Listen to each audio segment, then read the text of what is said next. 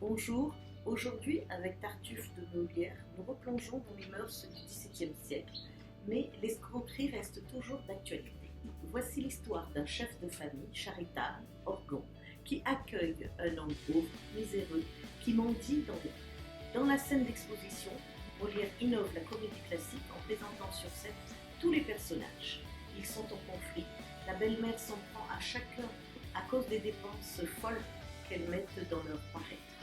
Seul Tartuffe trouve grâce à ses yeux, car il est humble et se contente de peu. Or, sous ses airs de dévot, de faux dévot, Tartuffe prépare un plan machiavélique.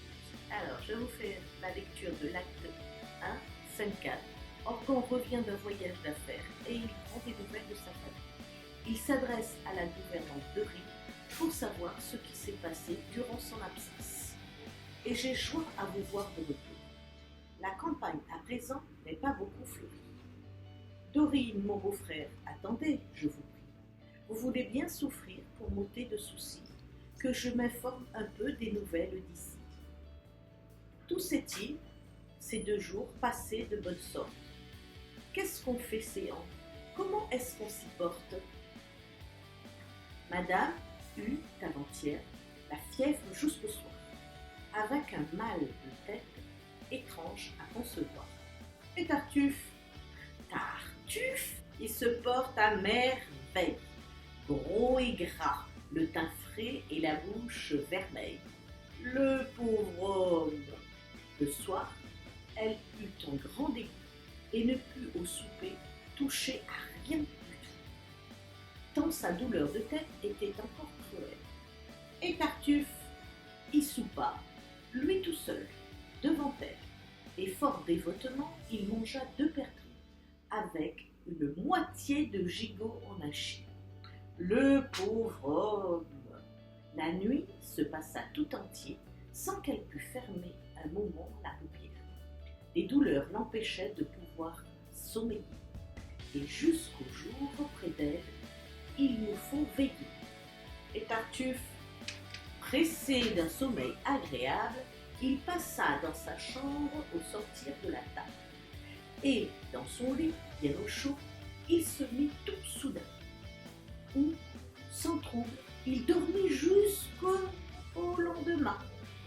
Le pauvre homme, à la fin, par nos raisons gagnées, elle se résolut à souffrir la sienne. Et le soulagement suivit tout aussitôt. Et Tartuffe,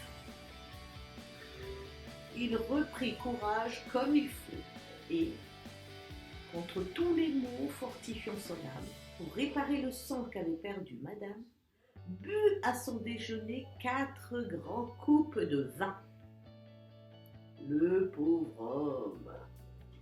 Tous 2 se portent bien, enfin, et je vais à madame annoncer par avance la part que vous prenez à sa convalescence.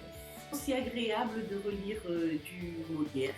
Le comique de la scène est porté par l'ironie de Dorine, qui met en parallèle l'état de sa maîtresse, malade, souffrante, et le vrai visage épicurien de Tartuffe, sensuel et jouisseur.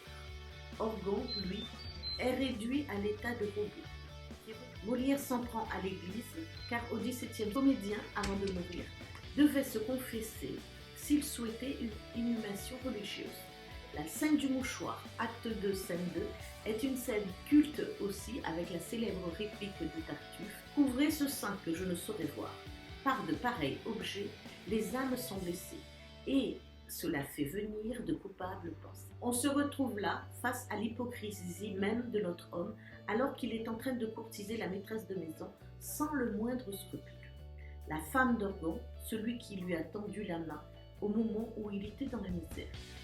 Et bien plus, on sait que c'est par un tour de passe-passe qu'il va réussir à amadouer Orgon pour obtenir la main de sa fille et pour qu'il lui signe une procuration sur tout son bien.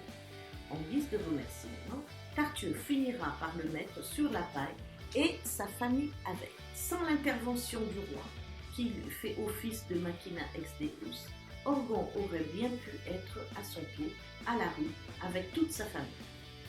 Machina ex deus, c'est un procédé que Molière emprunte au théâtre antique où un les dieu apparaît à la fin de la scène pour apporter une solution. Allez au théâtre, abonnez-vous au théâtre auprès de chez vous et bonne fête à tous. Au revoir.